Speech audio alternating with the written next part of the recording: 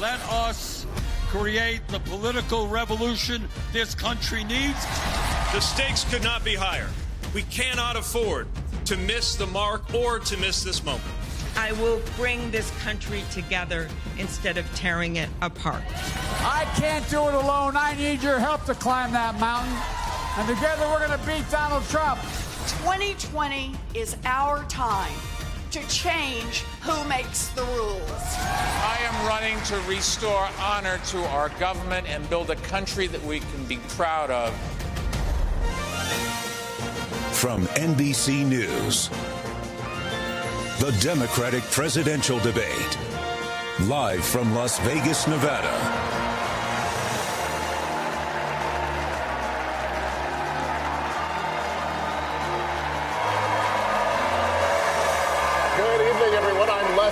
Welcome to Las Vegas. Everything is on the line tonight. We're just 3 days before the critical Nevada caucuses. Here with me on the stage tonight, NBC News political director and moderator of Meet the Press, Chuck Todd.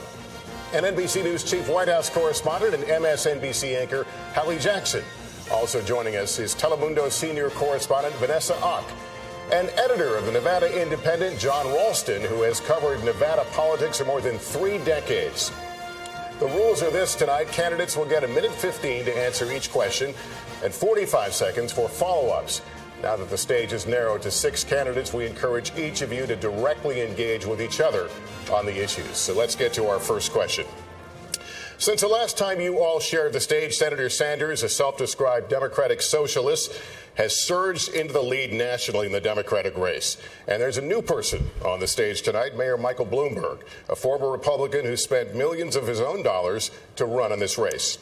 What hasn't changed, a majority of Democratic voters still say their top priority is beating President Trump. Senator Sanders, the first question to you. Mayor Bloomberg is pitching himself as a centrist who says he's best positioned to win in November. Why is your revolution a better bet? In order to beat Donald Trump, we're going to need the largest voter turnout in the history of the United States. Mr. Bloomberg had policies in New York City of stop and frisk, which went after African-American and Latino people in an outrageous way. That is not a way you're going to grow voter turnout. What our movement is about is bringing working-class people together, black and white and Latino, Native American, Asian American, around an agenda that works for all of us and not just the billionaire class. And that agenda says that maybe, just maybe, we should join the rest of the industrialized world, guarantee health care to all people as a human right, raise that minimum wage to a living wage of $15 an hour, and have the guts to take on the fossil fuel industry because their short-term profits are not more important than the future of this planet and the need to combat climate change. Those are some of the reasons we have the strongest campaign to defeat Donald Trump. So Mayor Bloomberg, can Senator Sanders beat President Trump, and how do you want to respond to what else he said? I don't think there's any chance of the senator beating President Trump. You don't start out by saying, I've got 160 million people, I'm going to take away the insurance plan that they love. That's just not a ways that you go and start building the coalition that the Sanders camp thinks that they can do. I don't think there's any chance whatsoever. And if he goes and is the candidate, we will have Donald Trump for another 4 years, and we can't stand that. So I'd like to talk about who we're running against. A billionaire who calls women fat broads and horse-faced lesbians. And no, I'm not talking about Donald Trump. I'm talking about Mayor Bloomberg. Democrats are not going to win if we have a nominee who has a history of hiding his tax returns, of harassing women, and of supporting racist policies like redlining and stop and frisk. Look, I'll support whoever the Democratic nominee is, but understand this. Democrats take a huge risk if we just substitute one arrogant billionaire for another. This country has worked for the rich for a long time and left everyone else in the dirt. It is time to have a president who will be on the side of working families and be willing to get out there and fight for them. That is why I am in this race, and that is how I will beat Donald Trump. Senator Klobuchar, what do you think the path is from this stage to the White House? What works? I think the path is a high voter turnout. I'm the one on this stage that had the highest voter turnout of any state in the country when I led the ticket, as well as bringing in rural and suburban voters. And I've done that as well. And I'm the only one with the receipts to have done that in Republican congressional districts over and over again. But I want to say this. I actually welcomed Mayor Bloomberg to the stage. I thought that he shouldn't be hiding behind his TV ads. And so I was all ready for this big day. And then I looked at the memo from his campaign staff this morning. And it said that he actually thought that 3 of us should get out of the way.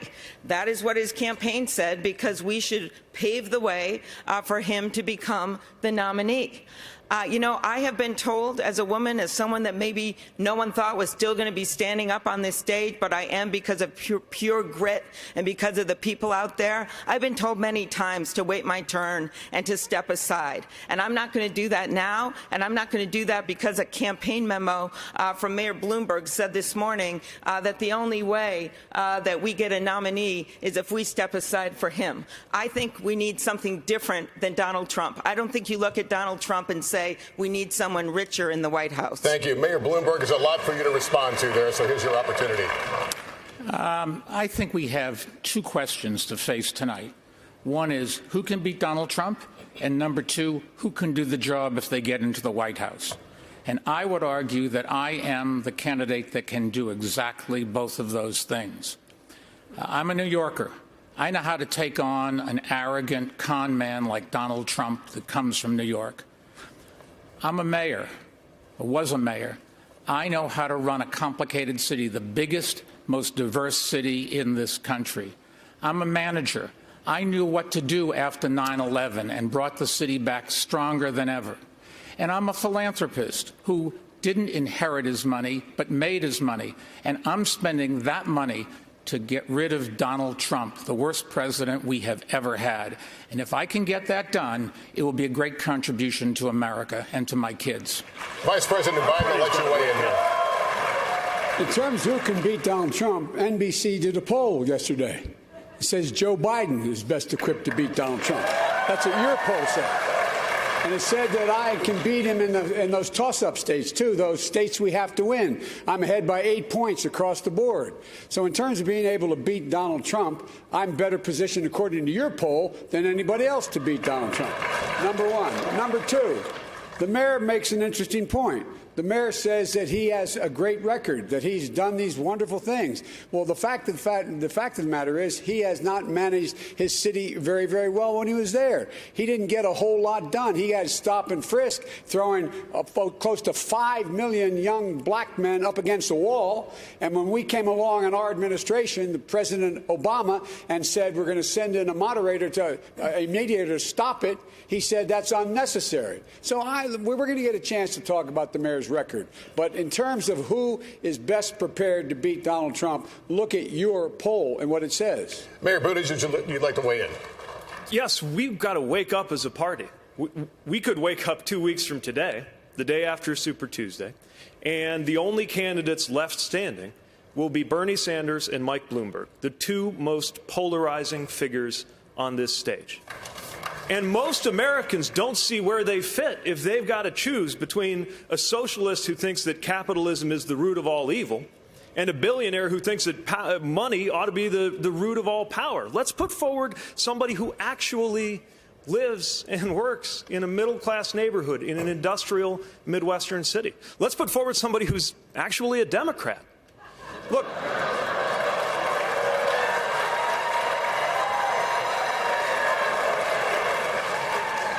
we shouldn't have to choose between one candidate who wants to burn this party down and another candidate who wants to buy this party out. Look, we can do better. Senator Sanders, are you polarizing?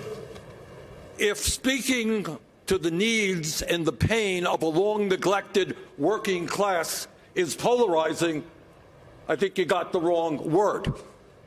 What we are trying finally to do is to give a voice to people who, after 45 years of work, are not making a nickel more than they did 45 years ago.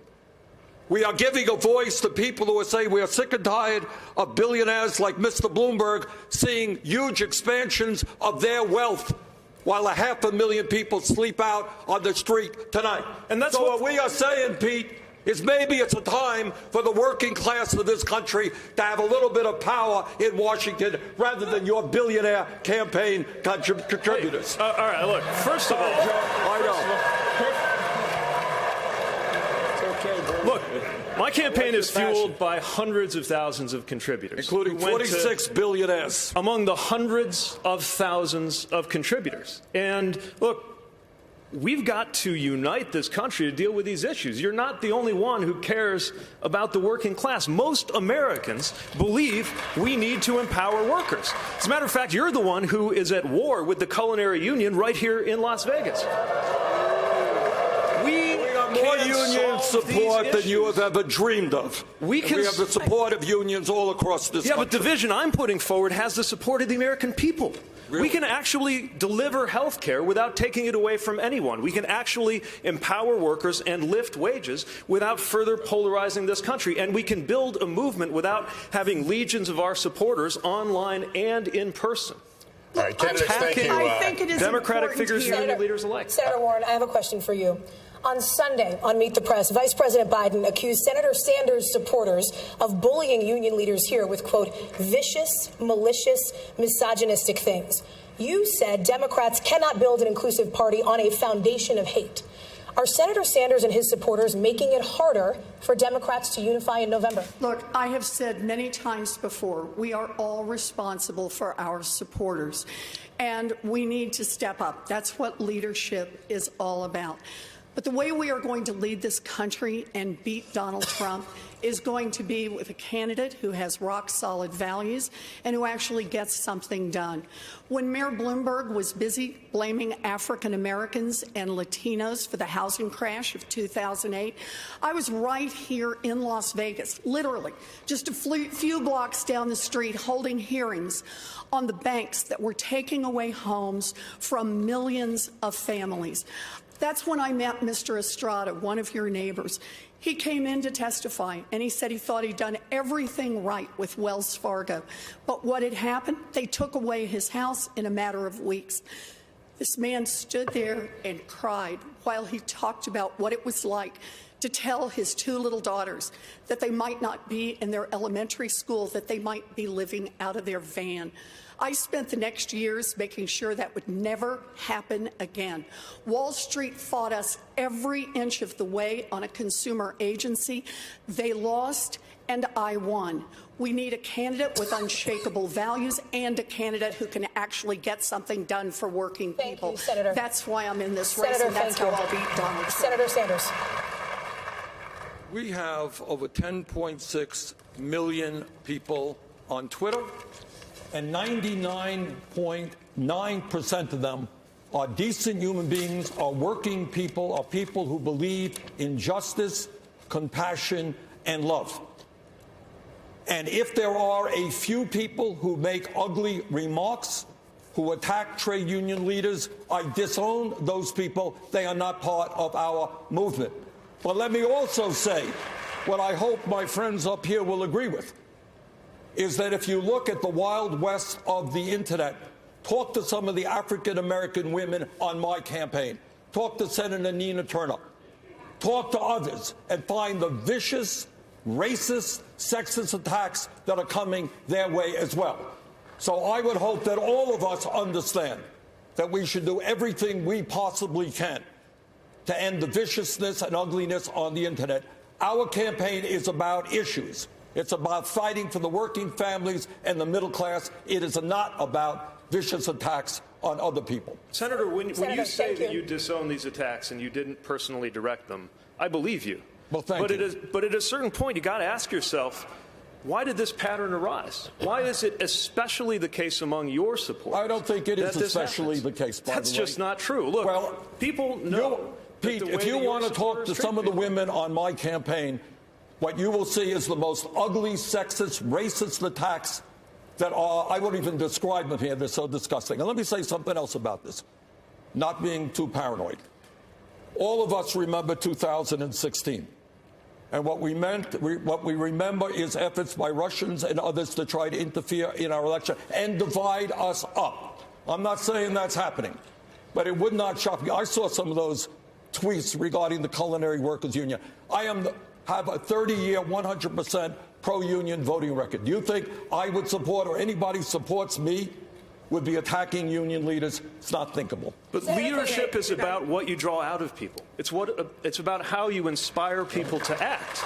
And right now we're in this toxic political environment. Leadership isn't just about policy. I think, at least in broad terms, we're largely pulling in the same direction on policy. But leadership is also about how you motivate people to treat other people. And I think you have to accept some responsibility and ask yourself what it is about your campaign in particular that seems to be motivating this behavior more than others. Because in order to turn the page on the Trump era, we're going to need a president, not just a candidate who can win, I have but an a president idea of how who we can move can us forward. Stop sexism on the internet.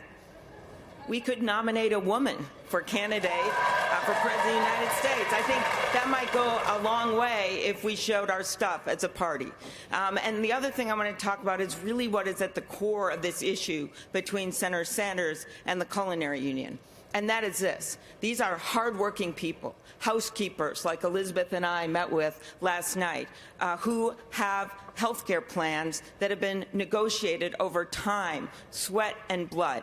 And that is the truth for so many Americans right Senator, now. thank you. There are 149 million Americans that would lose their current health insurance under Senator Sanders' bill. Senator, That's what it says on page 8. And I don't think we should forget that. On that note, I want to turn it over to my colleague, Chuck Dunn. Senator Sanders, I'm going to stay on this topic, on the culinary, on this issue with the Culinary Union.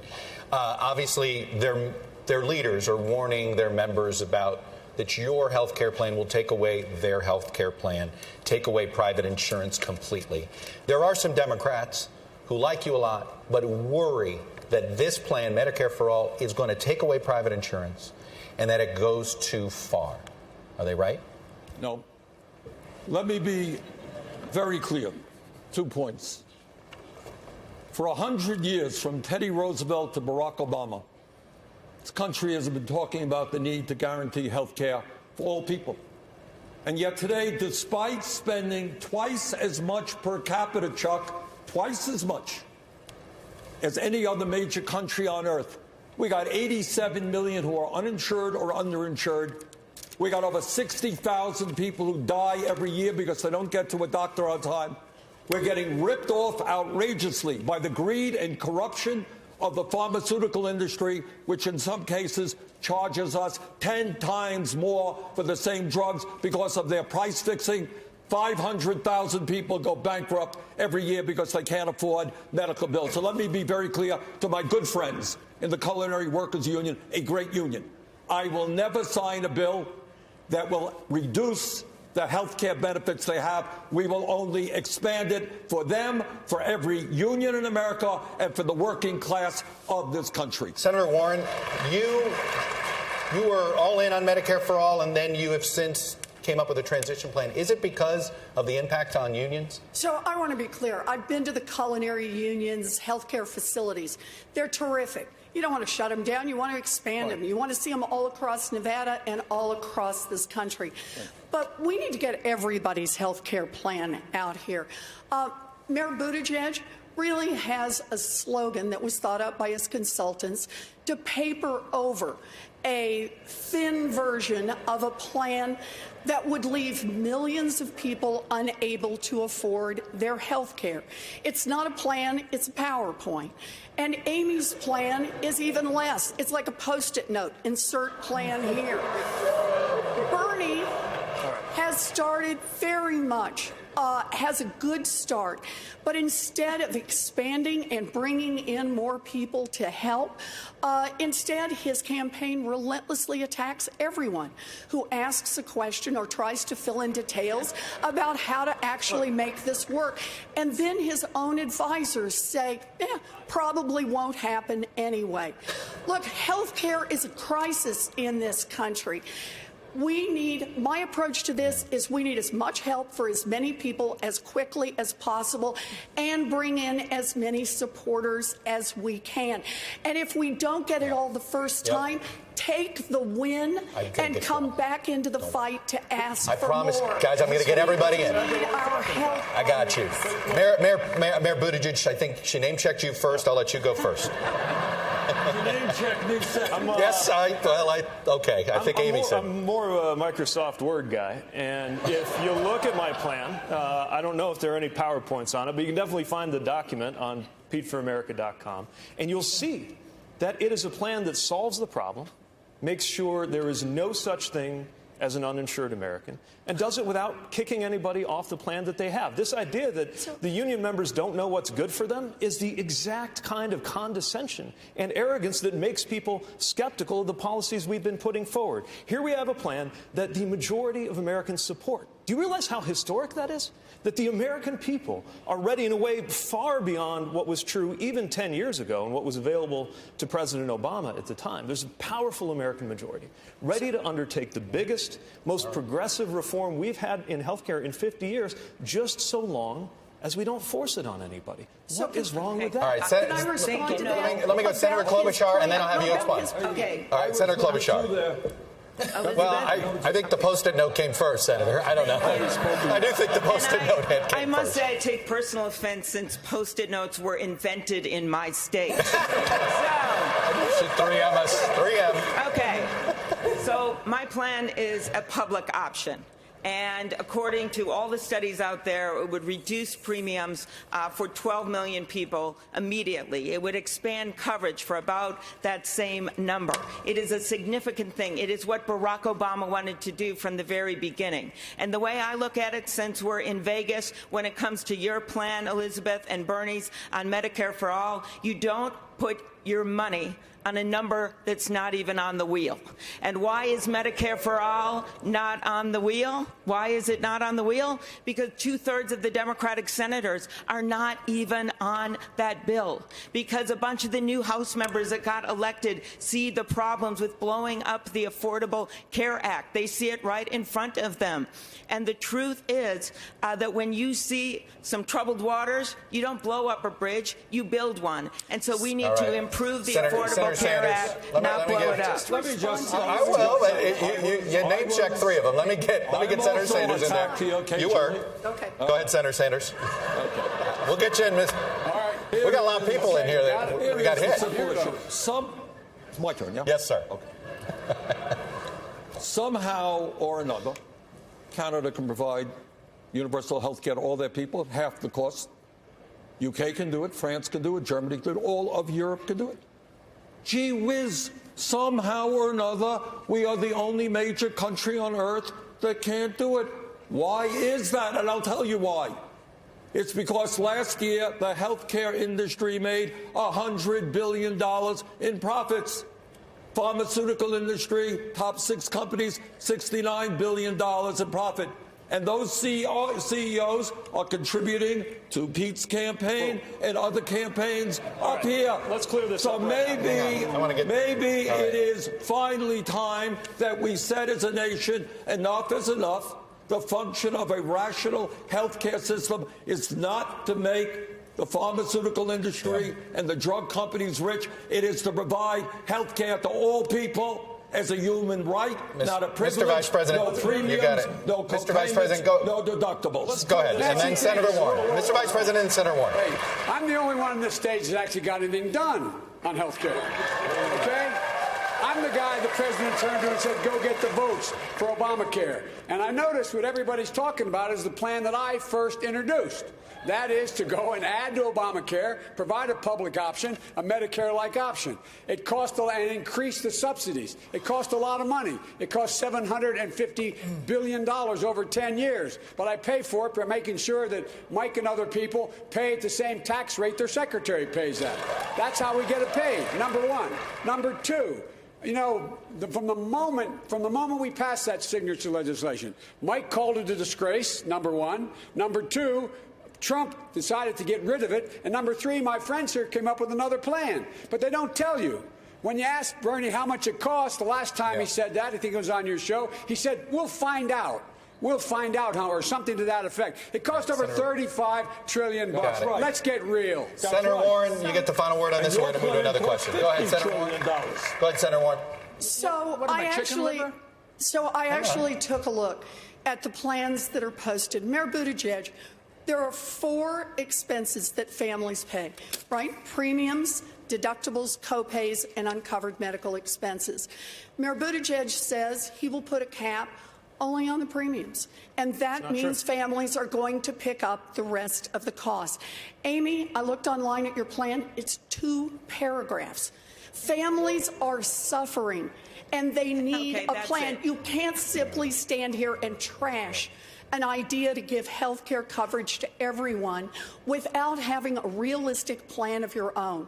And if you're not going to own up to the fact either that you don't have a plan or that your plan is going to leave people without health care coverage, full coverage, then you need to say so. I just want to say on this, when I was in Reno, when I met a man who said he had diabetes, he gets his insulin through the VA, but his sister and his daughter also have diabetes. No way to pay for their insulin. 3 human beings right here in Nevada My plan takes care of that. Struggling. They share one insulin prescription. Mayor Bloomberg, was Vice President Biden right? You weren't a fan of Obamacare?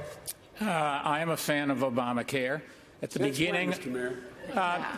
Mr. Vice President, I just checked the record because you'd said one time that I was not. In 2009, I testified and gave a speech before the mayor's conference in Washington, advocating it and trying to get all the mayors to sign on. And I think at that time I wrote an article praising Obamacare. It was either in the New York Post or the Daily News. So the facts are I was there. Let me finish. Thank you. I was in favor of it. I thought it didn't go as far as we should. What Trump has done to this is a disgrace. The first thing we've got to do is get the White House and bring back those things that were left, and then find a ways to expand it. Another public option, having some rules about capping charges. All of those things. We shouldn't just walk away and start something that is totally new, untried. Vice President Biden, go ahead. The mayor said when we passed it, the signature piece of this administration, it's a disgrace. They're the exact words. It was a disgrace. Look it up. Check it out. It was a disgrace.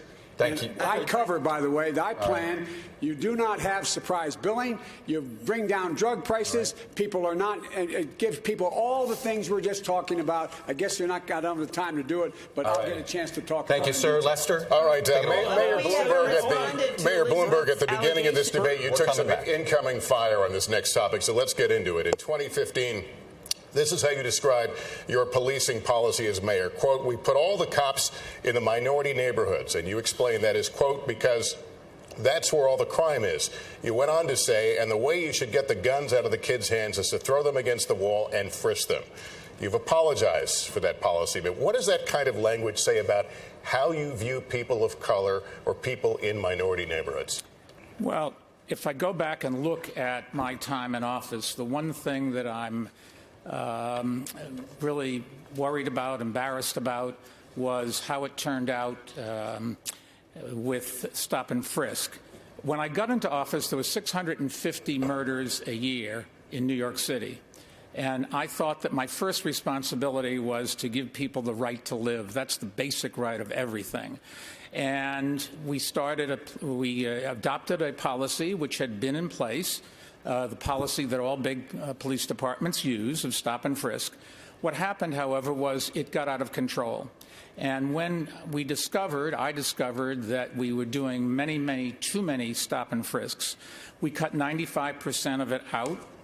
And I've sat down with a bunch of African-American clergy and business people to talk about this, to try to learn. I've talked to a number of kids who'd been stopped.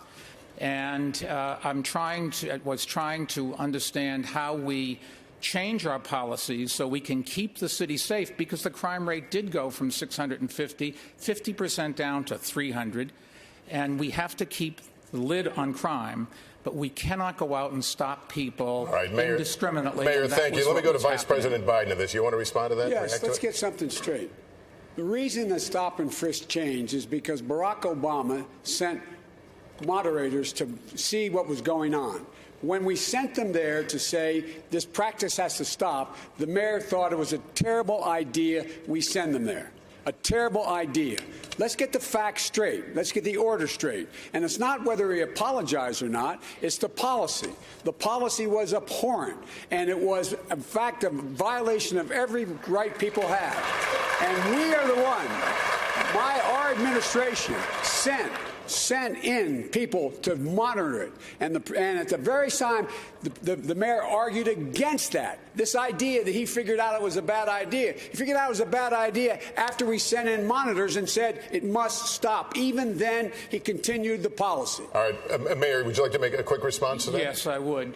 I've apologized, I've asked for forgiveness, but the bottom line is that we stopped too many people.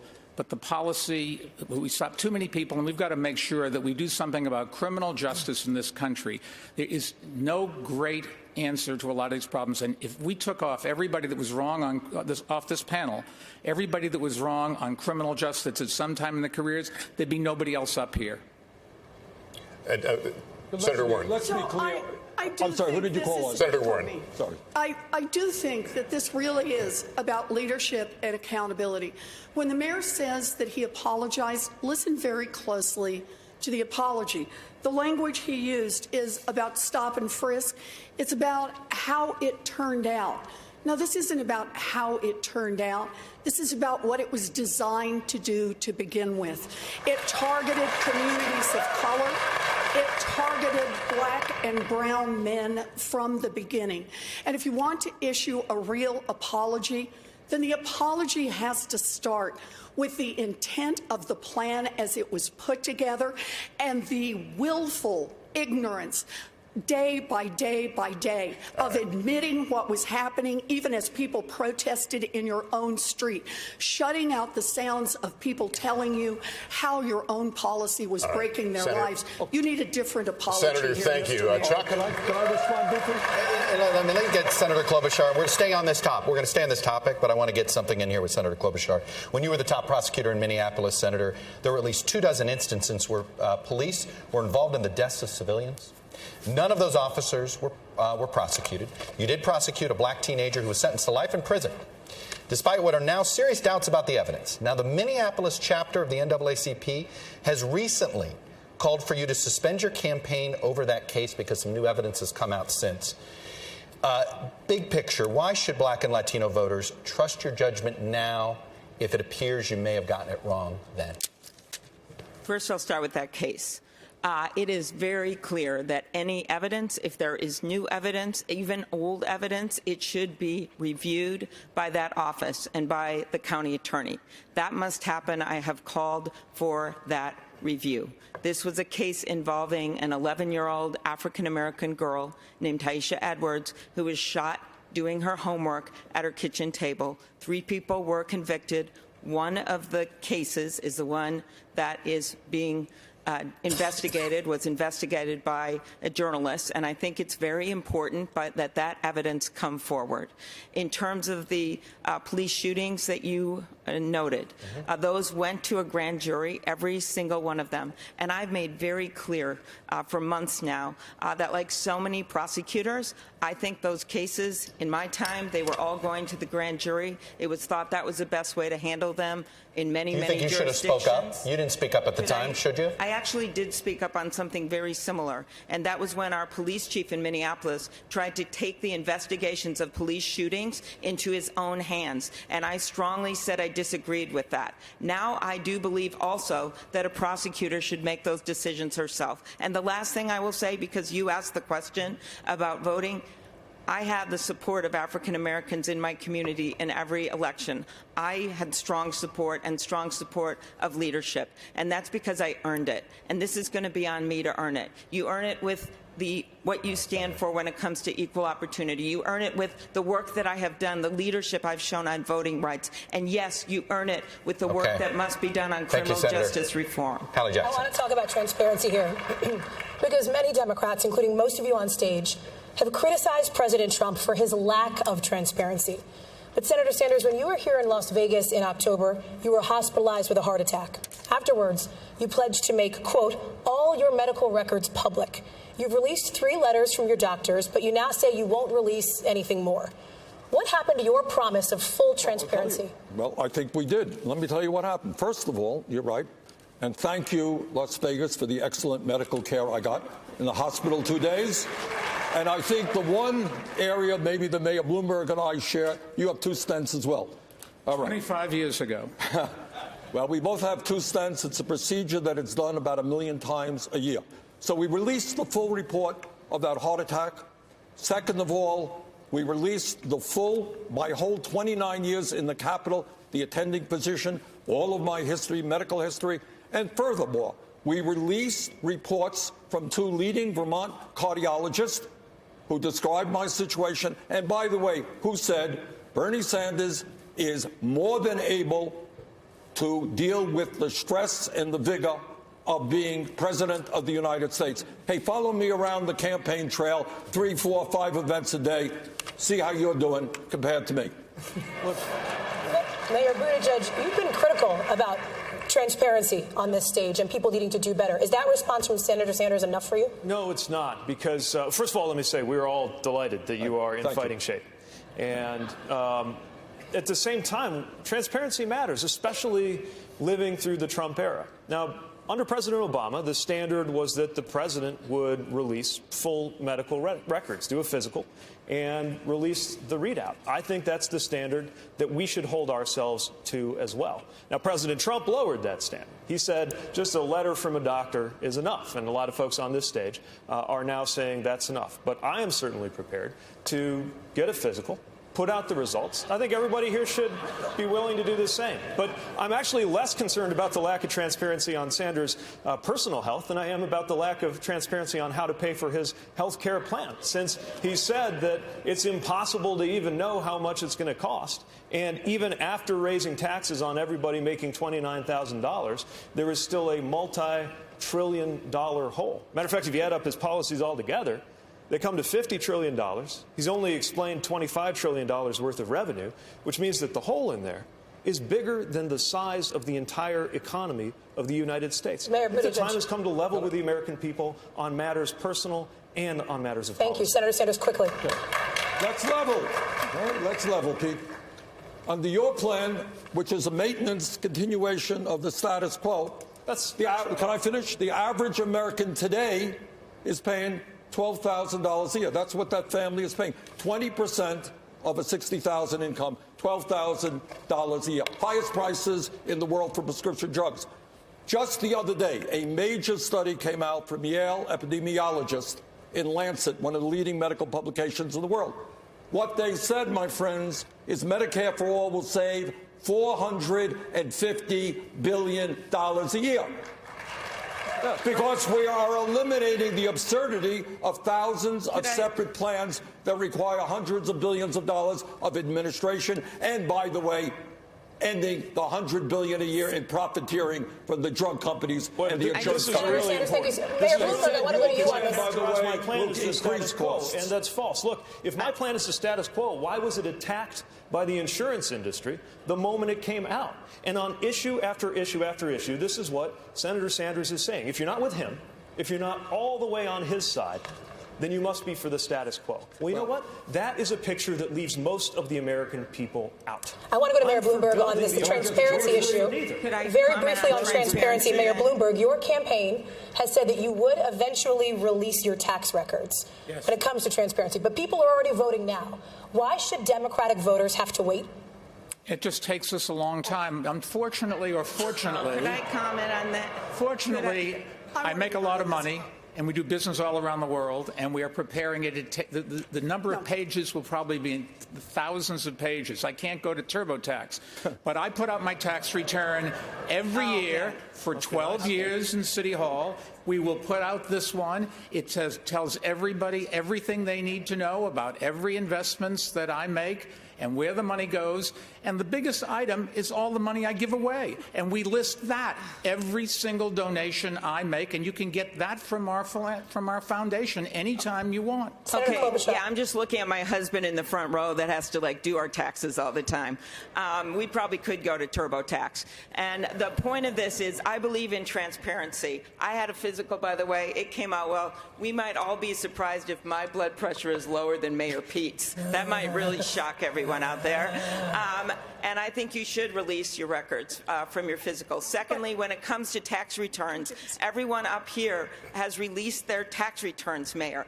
I think, and it is a major issue because the President of the United States has been hiding behind his tax returns, even when courts order him to come forward with those tax returns. And I think, I don't care how much money anyone has. I think it's great you got a lot of money, but I think you've got to come forward with your tax returns. Senator, I want to get to you in a second. Mayor Bloomberg, quick response to Senator Klobuchar. We're releasing them. They'll be out in a few weeks, and that's just as fast as I can do it. Remember, I only entered into this race 10 weeks ago. All of my associates here have been at this for a couple of years. And we do That's not. right. We have. Engaging with voters. Let me ask you about something else, Mr. Mayor, because Mayor Bloomberg, let me ask you about something else. And get it done. Senator Warren. I wish it were that simple. I'll let you get in here, but Mayor It would Bloomberg. save me a lot of money. Let me ask you about something else. Several former employees have claimed that your company was a hostile workplace for women. When you were confronted about it, you admitted making sexually suggestive remarks, saying, quote, "That's the way I grew up." In a lawsuit in the 1990s, according to the Washington Post, one former female employee alleged that you said, quote, "I would do you in a second." Should Democrats expect better from their nominee? Let me say a couple things, and if I can have my full minute and a quarter, thank you. I have no tolerance for the kind of behavior that the Me Too movement has exposed. And anybody that does anything wrong in our company, we investigate it, and if it's appropriate, they're gone that day. But let me tell you what I do in my company and my foundation and in city government when I was there. In my foundation, the person that runs it's a woman. 70% of the people there are women. In my company, lots and lots of women have big responsibilities. They get paid exactly the same as men. And in my in City Hall, the top person, my deputy mayor, was a woman, and 40% of our commissioners were women. I am very proud of the fact that about 2 weeks ago, we were awarded, we were voted the the best place to work, second best place in America. If that doesn't say something about our employees and how happy they are, I don't know what does. Senator Warren, you've been critical of Mayor Bloomberg on this issue. Yes, I have, and I hope you heard what his defense was. I've been nice to some women. That just doesn't cut it. The mayor has to stand on his record, and what we need to know is exactly what's lurking out there. He has gotten some number of women, dozens, who knows, to sign non-disclosure agreements, both for sexual harassment and for gender discrimination in the workplace. So, Mr. Mayor, are you willing to release all of those women from those non-disclosure agreements so we can hear their side of the story?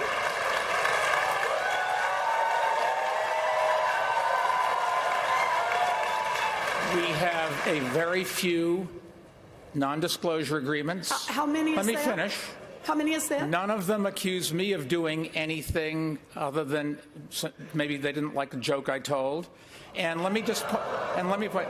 There's agreements between two parties that wanted to keep it quiet, and that's up to them. They signed those agreements, and we'll live with it. So wait, when you say it is up to, I just want to be clear. Some is how many? And when you say they signed them and they wanted them, if they wish now to speak out and tell their side of the story about what it is they allege, that's now okay with you? You're releasing them on television tonight? Senator? No. Is that right? Senator, the company and somebody else, in this case, a man or a woman, or could be more than that, they decided when they made an agreement that they wanted to keep it quiet for everybody's interest. They signed the agreements, and that's what we're going to live with. I'm sorry. No, the question is, are the women bound by being muzzled by you? And you could release them from that immediately, because understand, this is not just a question of the mayor's character. This is also a question about electability. We are not going to beat Donald Trump with a man who has who knows how many non-disclosure agreements and the drip, drip, drip of stories of women saying they have been harassed and discriminated against. That's not what we do as Democrats. Mr. Vice President. Look, let's get something straight here. It's easy. All the mayor has to do is say, you are released from the non-disclosure agreement, period.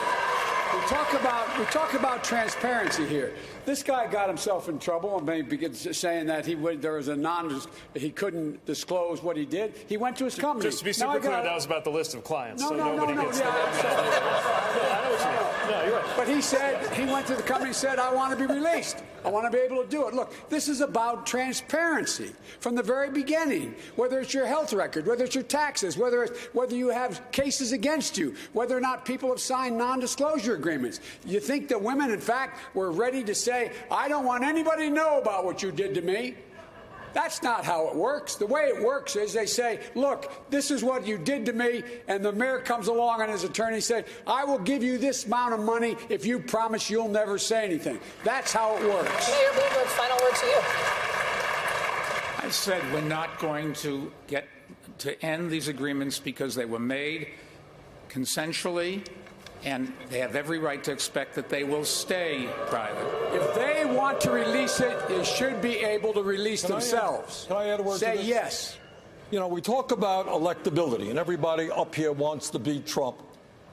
And we talked about stop and frisk, and we talked about the workplace that Mayor Bloomberg has established and the problems there. But maybe we should also ask how Mayor Bloomberg in 2004 supported George W. Bush for president, put money into Republican candidates for the United States Senate when some of us, Joe and I and others, were fighting for Democrats to control the United States Senate. And maybe we can talk about a billionaire saying that we should not raise the minimum wage, or that we should cut Social Security, Medicare, and Medicaid. If that's a way to beat Donald Trump, wow, I would be very surprised. Thank you, Senator. Vanessa, to you. Wait. Senator Klobuchar, you're running on your Washington experience, but last week in a Telemundo interview, you could not name the president of Mexico or discuss any of his policies. Last night, you defended yourself saying, quote, this is in jeopardy. But my question to you is, shouldn't our next president know more about one of our largest trading partners?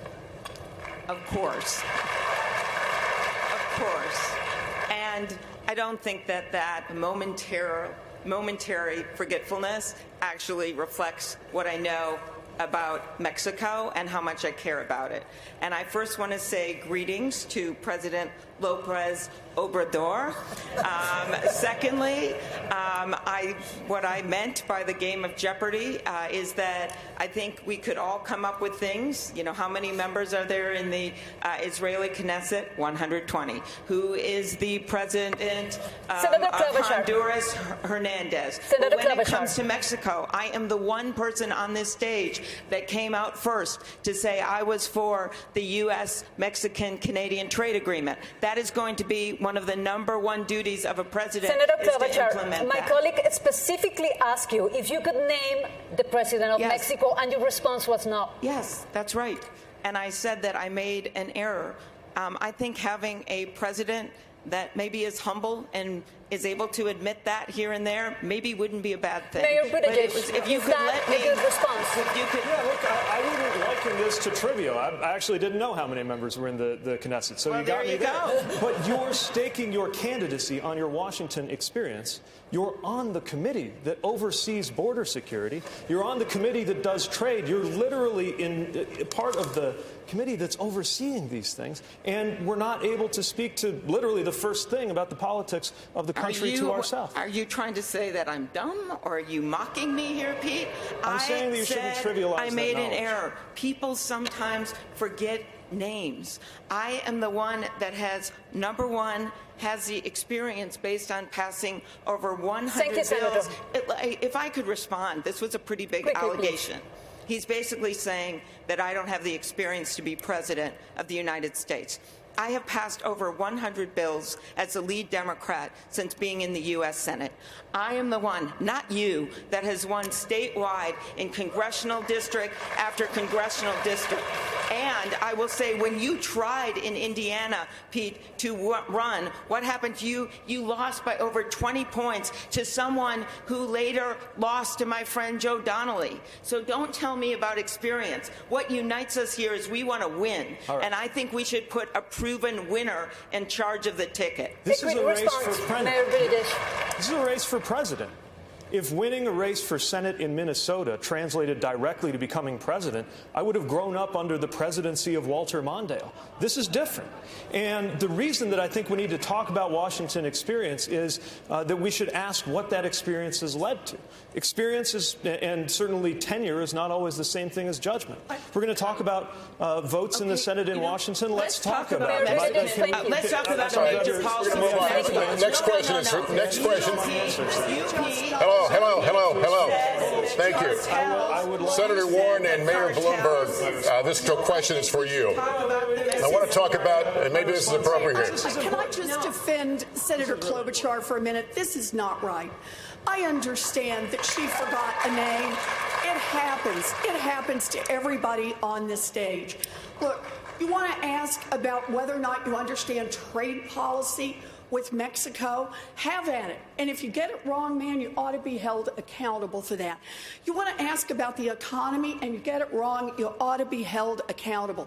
You want to ask about 1,000 different issues and you get it wrong, you ought to be held accountable. But let's just be clear.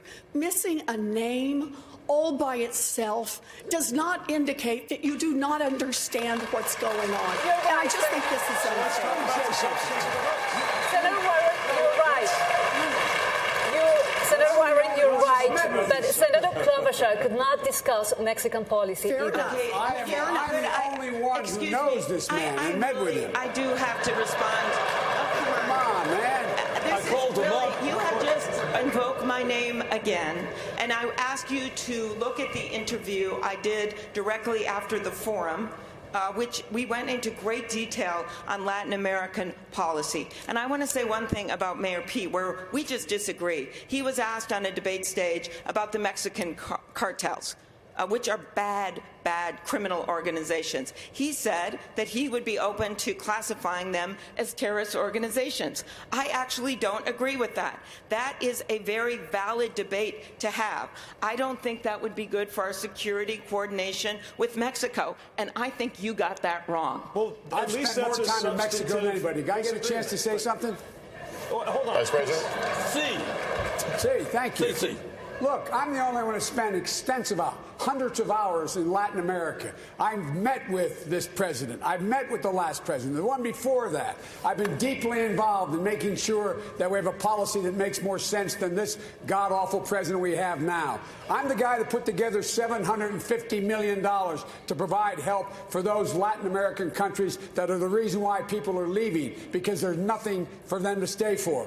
I've spent hours and hours and hours. And so you want to talk about experience in Washington. It's good to know with whom you're talking. It's good to know what they think. It's good to know what you think. And it's good to be able to have a relationship. That's what it's about.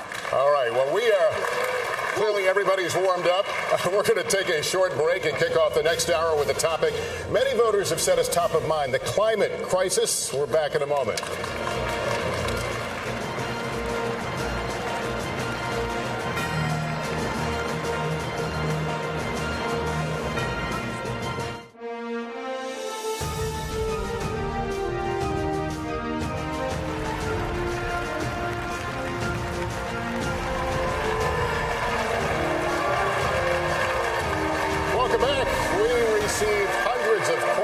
from Democratic voters, and many of them were about the climate crisis. It's an issue that uniquely impacts Nevadans. John Ralston from the Nevada Independent kicks us off now. So, y'all ready to play some Nevada trivia now? I'm only half joking here. Let's talk about this issue because it's up there in polls. Voters are really concerned about it, as you all know. What you might not know is that Las Vegas and Reno are the vibrant economic engines for the state of Nevada and are also two of the fastest warming cities in the country. In certain months of the year, the heat is already an emergency situation for residents and for tourists walking up and down the Strip. So I'm going to start with you, Mr. Vice President. What specific policies would you implement that would keep Las Vegas and Reno livable, but also not hurt those economies? It is the existential threat that humanity faces, global warming. I went out to Tekken. You have a facility where you have one of the largest solar panel arrays in the world. And when the fourth stage is completed, we'll be able to take care of 60,000 homes for every single bit of their needs. And what I would do is, number one, work on providing the $47 billion we have for tech and to making sure we find answers, is to provide a way to transmit that wind and solar energy across the network in the United States. Invest in battery technology. I would immediately reinstate all of the elimination of what Trump has eliminated in terms of EPA. I would secondly make sure that we had 500,000 new charging stations in every new highway we built in the United States of America or repaired. I would make sure that we, once again, made sure that we got the mileage standards back up, which would have saved over 12 billion barrels of oil had he not walked away from it. And I would invest in rail. Rail can take hundreds of thousands, millions of cars off the road if we have high-speed rail. Thank you, Mr. Vice President. I want to get some of the rest of you in on this because y'all have plans. Yeah. Mayor Bloomberg, let me read what you said about this issue. You said you want to intensify U.S. and international actions to stop the expansion of coal. How exactly are you going to do that? Well, already we've closed 304 out of the 530 coal-fired power plants in the United States, and we've closed 80 out of the 200 or 300 that are in Europe. Bloomberg Philanthropies working with the Sierra Club. That's one of the things you do. But just let's start at the beginning. If you're president, the first thing you do the first day is you rejoin the Paris Agreement. This is just ridiculous for us to drop out. Two, America's responsibility is to be the leader in the world. And if we don't, we're the ones that are going to get hurt just as much as anybody else. And that's why I don't want to have us cut off all relationships with China, because you will never solve this problem without China and India, Western Europe and America. That's where most of the greenhouse gas. Let me just finish one other thing. I believe, and you can tell me whether this is right, but the solar array that the Vice President was talking about is being closed because it's not economic, that you can put solar panels in modern technology, even more modern than that. I want to let Senator Warren jump in here, just because you've said something that's really specific to Nevada. And the tension here in this state is between people who want renewable energy and people who want conservation on public lands. Yeah. 85% of Nevada is managed by the federal government. You have said that you are going to have an executive order that would stop drilling on public land, stop mining, which is a huge industry here. You got to have lithium. You got to have copper for renewable energy. How do you do that? So, look, I think we should stop all new drilling and mining on public lands and all offshore drilling. If we need to make exceptions because there are specific minerals that we've got to have access to, then we locate those and we do it not in a way that just is about the profits of giant industries, but in a way that is sustainable for the environment. We cannot continue to let our public lands be used for profits by those who don't care about our environment and are not making it better. Look, I'm going to say something that is really controversial in Washington, but I think I'm safe to say this here in Nevada. I believe in science, and I believe that the way that we're going to deal with this problem is that we are going to increase by tenfold our investment in science. There's an upcoming $27 trillion market worldwide for green, and much of what is needed has not yet been invented. My proposal is let's invent it here in the United States and then say, we invented in the U.S., you've got to build it in the U.S. That's a million new manufacturing We're going to jobs. stick to this topic, but Senator Sanders, I'm going to move to fracking. You want a total ban on natural gas extraction, fracking, in the next 5 years. The industry obviously supports a lot of jobs around the country, including thousands in the battleground state of Pennsylvania. One unit official there told the New York Times, quote, if we end up with a Democratic candidate that supports a fracking ban, I'm going to tell my members that either you don't vote or you vote for the other guy. What do you tell these workers? It's supporting a big industry right now, sir. What I tell these workers is that the scientists are telling us that if we don't act incredibly boldly within the next 6-7 years, there will be irreparable damage done, not just to Nevada, not just to Vermont or Massachusetts, but to the entire world. Joe said it right. This is an existential threat. You know what that means, Chuck? That means we're fighting for the future of this planet. And the Green New Deal that I support, by the way, will create up to 20 million good-paying jobs as we move our energy system away from fossil fuel to energy efficiency and sustainable energy. This is a moral issue, my friends. We have to take the responsibility of making sure that the planet we leave our children and grandchildren is a planet that is healthy and habitable, that is more important than the profits of the fossil fuel industry. I want to keep this going. Senator Klobuchar, you're not on the same page at a total ban of fracking. You call it a transitional fuel. But scientists are sounding this alarm now. Do you take these warnings that maybe fracking is a step backwards, not a step forward, not a transition? I've made it very clear that we have to review all of the permits that are out there right now for natural gas and then make decisions on each one of them and then not grant new ones until we make sure that it's safe. But it is a transitional fuel. And I want to add something that really hasn't been brought up by my colleagues. This is a crisis, and a lot of our plans are very similar to get to carbon neutral by 2045, 2050, something like that.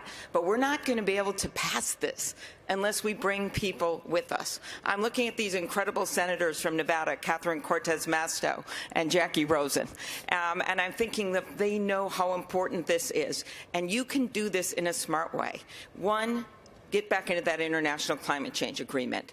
Two, clean power rules, bring those back. And the president can do this herself without Congress, as well as the gas mileage standard. But when it comes to putting a price on carbon, this is very important, Chuck. We have to make sure that that money goes back directly as dividends to the people that are going to need help for paying their bills. Otherwise, we're not going to pass it. So there has to be a heart to the policy to get this done. Senator Warren, address the worker issue, if you don't mind, as well. Can you address the worker issue? Yes.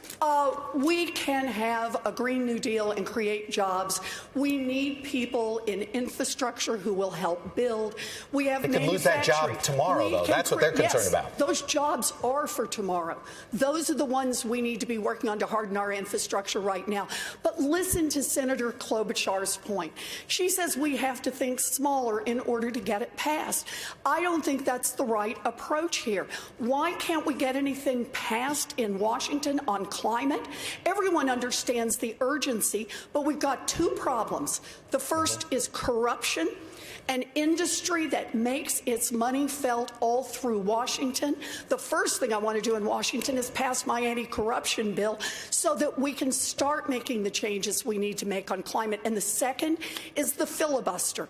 If you're not willing to roll back the filibuster, then you're giving the fossil fuel industry a veto. Thank you, Vanessa. All of the work. Senator, thank you. Vanessa's got the next question.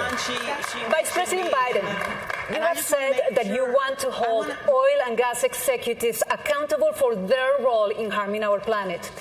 You have even suggested that you might put them in jail. Which companies are you talking about, and how far are you willing to go? I'm willing to go as far as we have to go. First of all, I would eliminate all the subsidies we have for oil and gas. Eliminate it, period. That would save millions and millions of billions of dollars. Number two, I think that any executive who is engaged in, and by the way, minority communities are the communities being most badly hurt by the way in which we deal with climate change. They are the ones who become the victims. That's where the asthma is. That's where the groundwater supply has been polluted. That's where, in fact, people, in fact, do not have the opportunity to be able to get away from everything from still asbestos in the walls of our schools. I have $1 trillion program for infrastructure. That will provide for thousands and thousands of new jobs, not $15 an hour, but $50 an hour plus benefits. Unions being able to do that. And what it does is it will change the nature. Look, here's the last point I want. My time's going to run out. Here's the last point I want to make to you. On day one, when I'm elected president, I'm going to invite all of the members of the Paris Accord to Washington, D.C. They make up 85% of the problem. They know me. I'm used to dealing with international relations. I will get them to up the ante. Vice President Biden, you didn't answer to my questions. I thought I did. What would you do with these companies that are responsible for the destruction of our planet? What would I do with them? I would make sure they, number one, stop. Number two, if you demonstrate that they, in fact, have done things already that are bad and they've been lying, they should be able to be sued. They should be able to be held personally accountable. And they should, and not only the company, not the stockholders, but the CEOs of those companies. They should be engaged. And it's a little bit like, look, this is the industry we should be able to sue. We should go after, just like we did the drug companies, just like we did with the tobacco companies. The only company we can't go after are gun manufacturers because my buddy here. But that's we're going to stay. We're going to stay on the topic. My question is to Mayor Bloomberg. Mayor Bloomberg, your business is heavily invested in China. I think you mentioned that a few questions back. The #1 producer in the world of carbon emissions. How far would you go to force China to reduce those emissions and tackle the climate crisis? Well, you're not going to go to war with them. You have to negotiate with them and try to, and we've seen how well that works with tariffs that are hurting us. What you have to do is convince the Chinese that it is in their interest as well. Their people are going to die just as our people are going to die, and we work together. In all fairness, the Chinese have slowed down. It's India that is an even bigger problem. But it is an enormous problem. Nobody's doing anything about it. We could, right here in America, make a big difference. We're closing the coal-fired power plants. If we enforce some of the rules on fracking so that they don't release methane into the air and into the water, you'll make a big difference. But we're not going to get rid of fracking for a while. And we frack, incidentally, not just natural gas. You frack oil as well. It is a technique, and when it's done poorly, like they're doing in too many places where the methane gets out into the air, it is very damaging. But it's a transition fuel. I think the senator said it right. We want to go to all renewables, but that's still many years from now. And before, I think the senator mentioned 2050 for some data.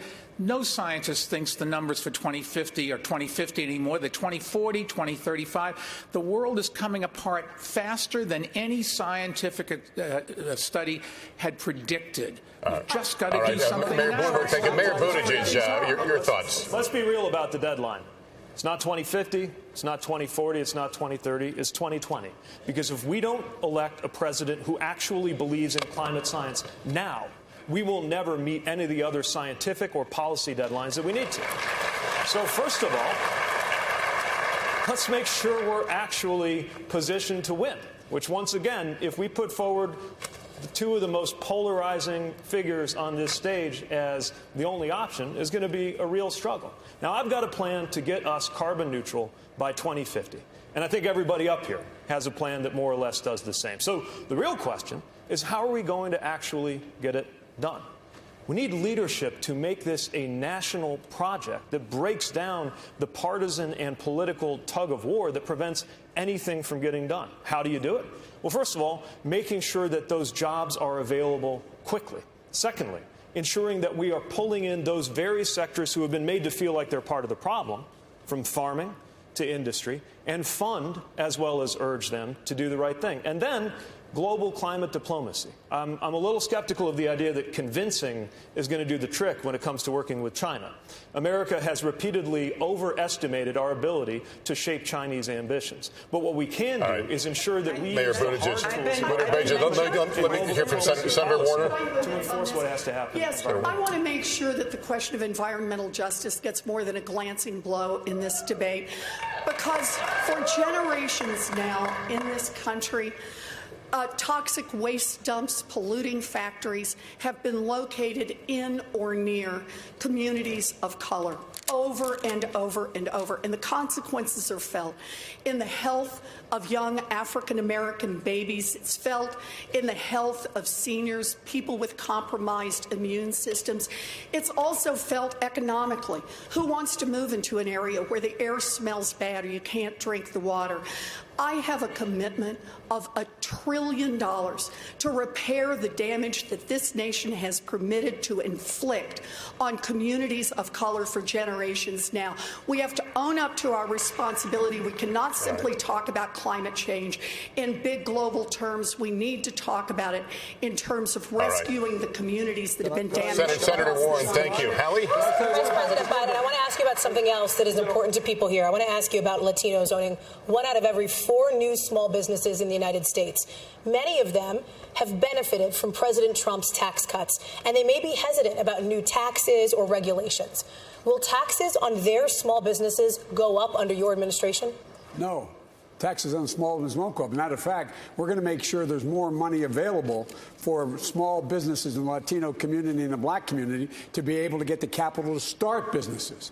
At the Treasury Department, there's going to be a window available where we can significantly increase the amount of money available so people can borrow the money to get started.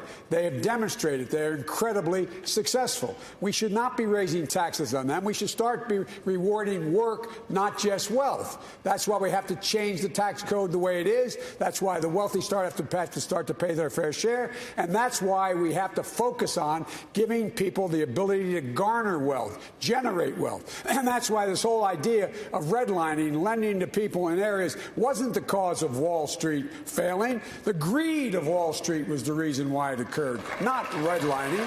And lastly, I want to say, look, the idea of China is, in their Belt and Road proposal, they're taking the dirtiest coal in the world, mostly out of Mongolia, and spreading it around the world. It's clear. Make it clear when you call them to Washington in the first 100 days. If you continue, you will suffer severe consequences because the rest of the world will impose tariffs on everything you're selling because you are undercutting the entire economy. Thank you, Mr. Vice President. Mayor Buttigieg, will taxes on those businesses go up under you? Not if they are small businesses. I mean, what we've got to do is level the playing field where a company like Amazon or Chevron is paying literally zero on billions of dollars in profits. And it puts small businesses like the ones that are revitalizing my own city, often Latino-owned on our west side, at a disadvantage. We need to recognize that investing in Latino entrepreneurship is not just an investment in the Latino community, it is an investment in the future of America. And it is time for a president who understands the value of immigration in lifting up all of our communities and our country. We're getting the exact opposite message from the current president. And it is time to recognize not just the diversity of the Latino community, but the importance of issues like economic empowerment, like health care, as well as a tax system. Very quickly, Senator Warren. We have an entrepreneurship gap in America, and that is a gap between white entrepreneurs and black and Latino entrepreneurs. And the principal reason for this is they don't have the money for equity to get the businesses started. It's about a $7 billion gap. We want to have real entrepreneurship and a level playing field.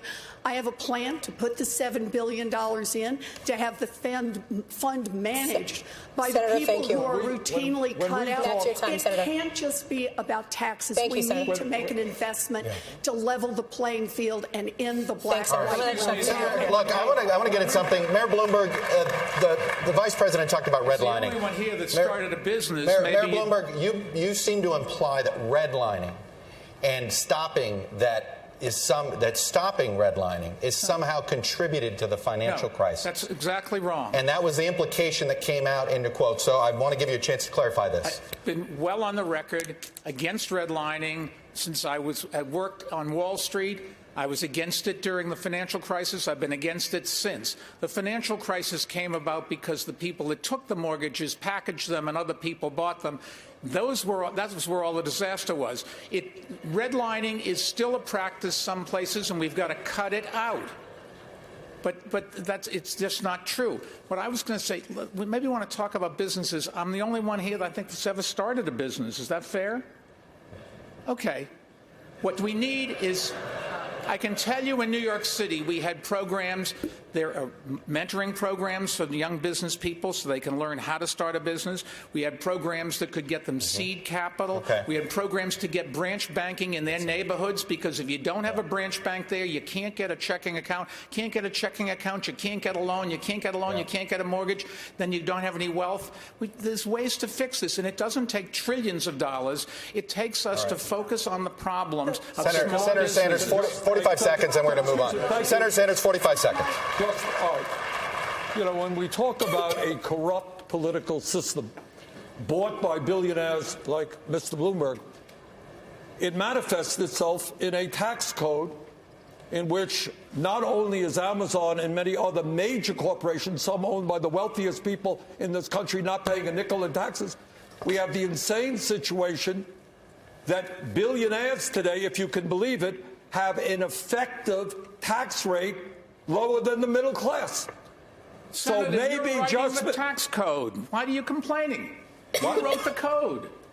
You did. You and your campaign. 99 senators. You and your not me. Oh, come you on. and your campaign contributions electing people who represent the wealthy and the powerful. Yes, those most are of the them folks. Democrats. Thank those you. Are, well, and Republicans too. Okay. And George W. Bush as well. Chuck. Senator Klobuchar, let me address. I was thinking I understand there's that, but gonna be Senator a Klobuchar, boxing rematch on Saturday in Vegas, and those guys should go down there. Senator Klobuchar, I actually want to get you to something about Senator Sanders tweeted last year, billionaires should not exist. Okay. What say you? I believe in capitalism, but I think the goal of someone in government and a president of the United States should be a check on that. I'm not going to limit what people make, but I think right now our tax code is so tilted against regular people, and that is what's wrong. I was thinking of your question about small businesses. The small businesses I talk to, they have trouble getting employees because their employees don't have child care. We should have universal child care. And we have not been talking enough about Donald Trump. And let's just talk about Donald Trump, because he signed that tax bill that helped the wealthy, and he went down to Mar-a-Lago, and he said to all his friends, you just got a lot richer. That is Exhibit A, and I can tell you the hardworking people in Nevada were not in that room. So the key to me is to not limit what people can make, but make sure that we have a government that is fair for everyone. So, Senator Sanders, what did you mean that you don't think they should exist? Tell you what I mean. What did that mean? We have a grotesque and immoral distribution of wealth and income. Mike Bloomberg owns more wealth than the bottom 125 million Americans.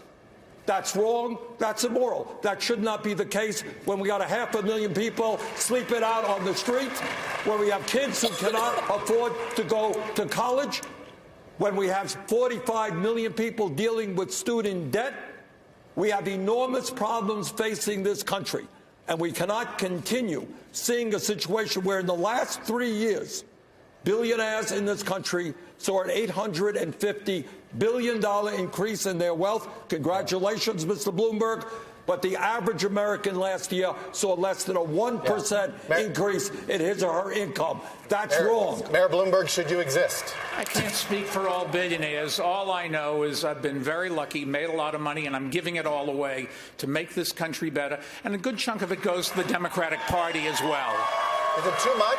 Have you earned too much money? Has it been an obscene amount of... Should you have earned that much money?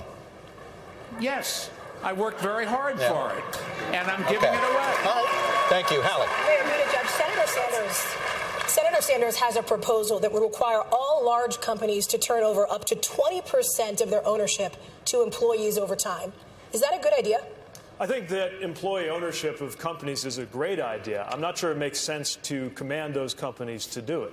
If we really want to deliver less inequality in this country, then we got to start with the tax code. And we got to start with investments in how people are able to live the American dream, which is in serious decline. Matter of fact, last time I checked, the list of countries to live out the American dream, in other words, to be born at the bottom and come out at the top, we're not even in the top 10. Number one place to live out the American dream right now is Denmark. And as the, I think, lone person on this stage who's not a millionaire, let alone a billionaire, I believe that part of what needs to change is for the voices of the communities that haven't felt heard on Wall Street or in Washington to actually be brought to Capitol Hill. It's why I am building a politics designed around inclusion, designed around belonging, because the one thing that will definitely perpetuate the income inequality we're living with right now is for Donald Trump to be reelected because we polarized this country with the wrong nominee. Senator Sanders, it's your policy. That's to me, right? It is your policy. Thank you. It is my policy, and I'm very proud of that policy. All right? What we need to do to deal with this grotesque level of income and wealth inequality is make sure that those people who are working, you know what, Mr. Bloomberg, it wasn't you who made all that money. Maybe your workers played some role in that as well. And it is important that those workers are able to share the benefits. Also, when we have so many people who go to work every day and they feel not good about their jobs, they feel like cogs in a machine. I want workers to be able to sit on corporate boards as well so they can have some say over what happens to their lives. Mayor Bloomberg, you own a large company. Would you support what Senator Sanders is proposing? Absolutely not. I can't think of ways that would make it easier for Donald Trump to get reelected than listening to this conversation. This is ridiculous. We're not going to throw out capitalism. We tried that. Other countries tried that. It was called communism, and it just didn't work. So let me make a proposal that will work, that has not only support from a majority of Democrats, but also from a majority of independents and a majority of Republicans. And that is a 2-cent wealth tax on all fortunes above $50 million. You hit $1 billion, you got to pay a few pennies more. This is a tax on the top 0.1% in America, and it permits us to start to restructure our economy. It means we can afford universal child care for every baby in this country aged 0 to 5. It means we can have universal pre-K for every child in America. It means we can raise the wages of every child care worker and preschool teacher and stop exploiting the black and brown women who do this work. It means we can put $800 billion into our public schools, quadruple funding for Title I schools. And as a former special education teacher, we could fully fund IDEA so children with disabilities would get the full education they need. We can do college.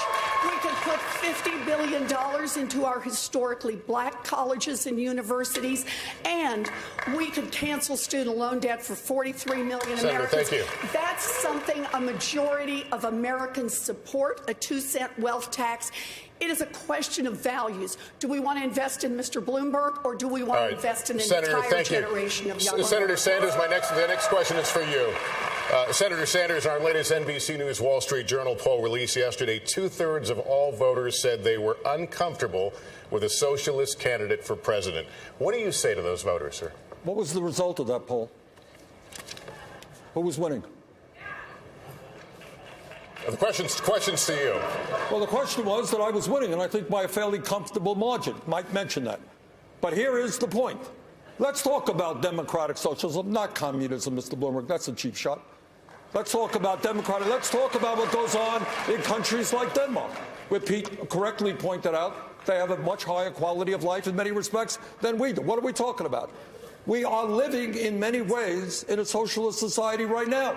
Problem is, as Dr. Martin Luther King reminded us, we have socialism for the very rich, rugged individualism for the poor. Wait a second. Let me finish. When Donald Trump gets $800 million in tax breaks and subsidies to build luxury condominiums, that's socialism for the rich. When Walmart, we have to subsidize Walmart's workers who are on Medicaid and food stamps because the wealthiest family in America pays starvation wages. That's socialism for the rich. I believe in democratic socialism for working people, not billionaires. Health care for all, educational opportunity for all. Senator, thank you. Mayor Bloomberg, would you like to, the question was about socialism. What a wonderful country we have. The best-known socialist in the country happens to be a millionaire with 3 houses. What I miss here? Well, you'll miss that I work in Washington, House 1. That's the first problem. Live in Burlington, House 2. That's good. And like thousands of other Vermonters, I do have a summer camp. Forgive me for that. Where is your home? Which tax haven do you have your home? New York City, thank you very much. Yeah, well, and I pay all my taxes. How And I'm happy to do it because I get something for it. And let me say, I thought that the senator next to me was half right. I agree we should raise taxes on the... No. I disagree with the senator on the wealth tax, but I do agree with her that the rich aren't paying their fair share. We should raise taxes on the rich. I did that as mayor in New York City. I raised taxes, and if you take a look at my plans, the first thing I would do is try to convince Congress, because they've got to do it, we can't just order it, to roll back the tax cuts that the Trump administration put in with through Congress. All right, Vice President Biden, weigh in on this question of Americans' feeling about socialist candidates. Well, look, let me weigh in on, for 36 years and as vice president, I was listed as the poorest man in Congress. I made money when I wrote a book about my son, and it surprised me how much it sold. First time I ever made any money. And here's the deal. The fact is that we ought to start rewarding work, not just wealth. The idea that we have a tax rate for corporate America at 21% is ridiculous. It should be at 28%. That would raise almost $800 billion a year. The idea that we have companies not paying anything at all, they should have a minimum tax of 15%. That would raise another $740 billion a year. The idea that you're able to have a capital gains tax that you pay at the rate of 20% if you are if you are Mike Bloomberg or whomever has a whole lot of money, and someone else is paying at your staffer is paying at 25% is wrong. That would raise another $800 billion. We should be rewarding work, not just wealth.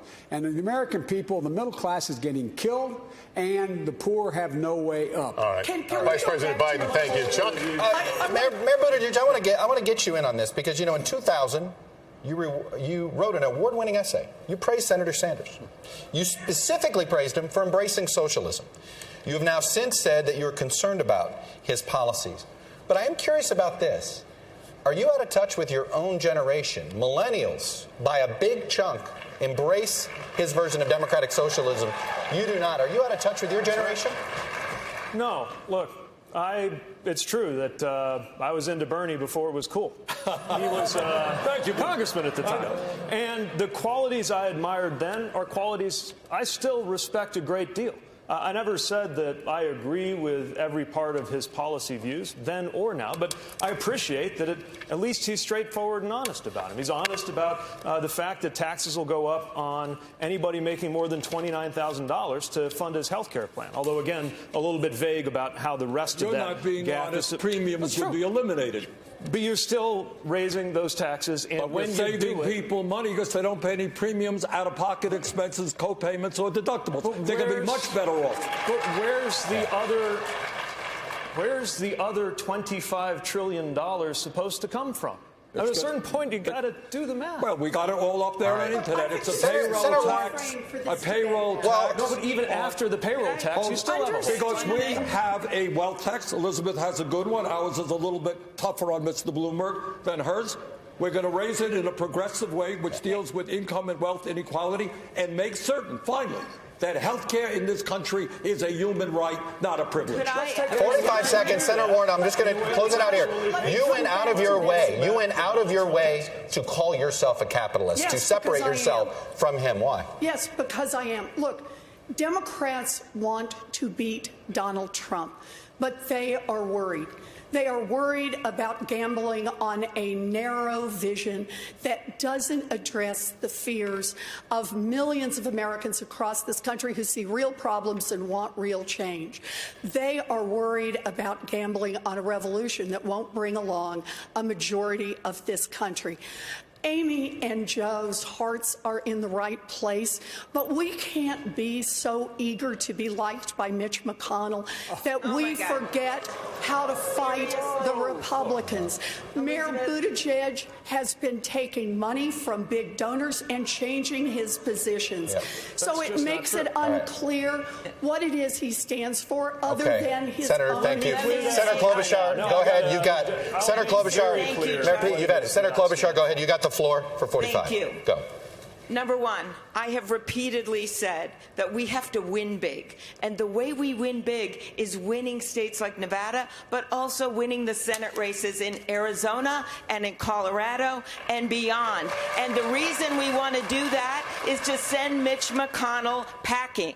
And I think when you look at my history, I am the one that has done that. I am the one that can lead this ticket. And just because I am willing to talk about common ground, that's where America is. It is not with Mitch McConnell, who has 400 bills on his desk that should pass if we get rid of him. It is because I am willing to work with people and find common ground, and that's what we want in a President Elizabeth. Let's catch we a breath don't here. want someone that looks at just plans. Senator, thank you. We need to take another break here. We'll return to the Paris, Las Vegas in just a moment.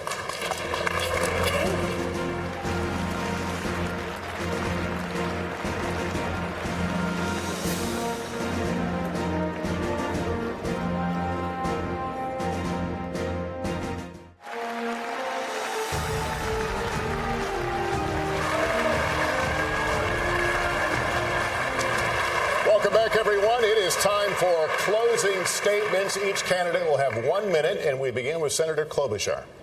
This has been quite a debate. And what I want everyone out there watching to remember is that what unites us is so much bigger than what divides us.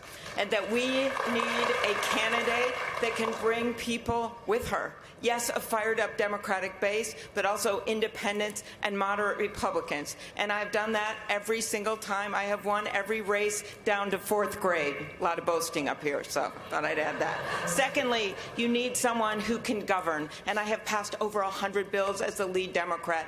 And third, you need someone that has the heart to be the president. They were talking a lot about heart conditions up here. We have a president right now that doesn't have a heart.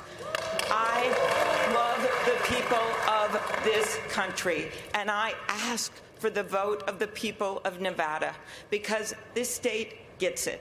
They get that maybe you don't agree with every single thing that's said on this debate stage, but we understand that the heart of America is bigger than any heart that guy has in the White House. I ask you to join me at amyklobuchar.com. Senator, thank you. Mayor Bloomberg, to you. Well, you can join me at MikeBloomberg.com, too, if you want, but I'm not asking for any money. Look, this is a management job, and Donald Trump's not a manager. This is a job where you have to build teams. He doesn't have a team, so he goes and makes decisions without knowing what's going on or the implications of what he does. We cannot run the railroad this way. This country has to pull together and understand that the people that we elect, and it's not just the President of the United States, they should have experience, they should have credentials, they should understand what they're doing and the implications thereof, and then we should, as a society, try to hold them accountable so the next time they go before the voters, if they haven't done the job, we shouldn't just say, oh, nice person, gives a good speech. We should say, didn't do the job, and you're out of here. Mr. Mayor, thank you. Mayor Buttigieg, 1 minute. In Nevada, I'm asking for your vote because America is running out of time, and this is our only chance to defeat Donald Trump. If you look at the choice between a revolution or the status quo, and you don't see where you fit in that picture, then join us. And yes, go to PeteForAmerica.com and help out, because we need to draw everybody that we can who believes that we need to empower workers, who believes in climate science, who believes in doing something about gun violence, and recognizes that the only way we can do this is to create a sense of belonging in this country that moves us out of the toxic and polarized moment that we are living in today. I already see an American majority ready to do these things. Now we have a responsibility to galvanize, not polarize, that majority. We cannot afford to lean on the same Washington playbook. We cannot afford to alienate half the country. We must step forward into the future in order to win and in order to govern a country that will be facing issues the likes of which we'd barely thought of just a few years ago. I'm asking you to join me so that we can deliver that future together. Senator Warren. I grew up fighting. I grew up out in Oklahoma, and I learned it probably from my mother. I watched when my daddy had a heart attack and didn't have any money coming in, when our car was lost and when we were on the edge of losing our home. I watched my mother fight to save our family. And I grew up fighting to save our family, my family. I eventually made it through school and spent my life as a teacher and looking into why it is that so many families across this country are struggling and why it gets worse year after year after year. I, for years, have fought for unions to say the way we're going to restructure this economy is we're going to make it easier to join a union and get more power into unions. To fight for students who have been cut out of opportunity over and over because of the rising cost of an education. Look, for me, I am, of all the people on this stage, I've been a politician the shortest time, but I've been the one out fighting for families the longest time. I promise you this, give me a chance, I'll go to the White House, and I'll fight for your family. Thank you, Senator. Vice President Biden. I'm running because so many people.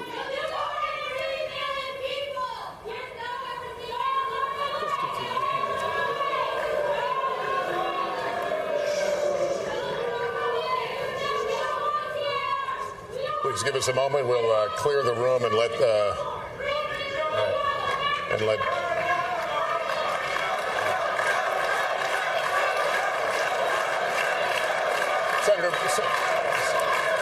Senator Biden, you have 1 minute. Look, I'm running because so many people are being left behind. People I grew up with in Scranton. When my dad lost his job, lost his house, had to move. We moved to Claymont. We found ourselves in a position where we had little ability to get anything done. And my dad worked like hell. I learned a lot. I've been knocked down a whole hell of a lot. I know what it's like to be knocked down. But I know you have to get back up. We have to provide some safety and security for the American people.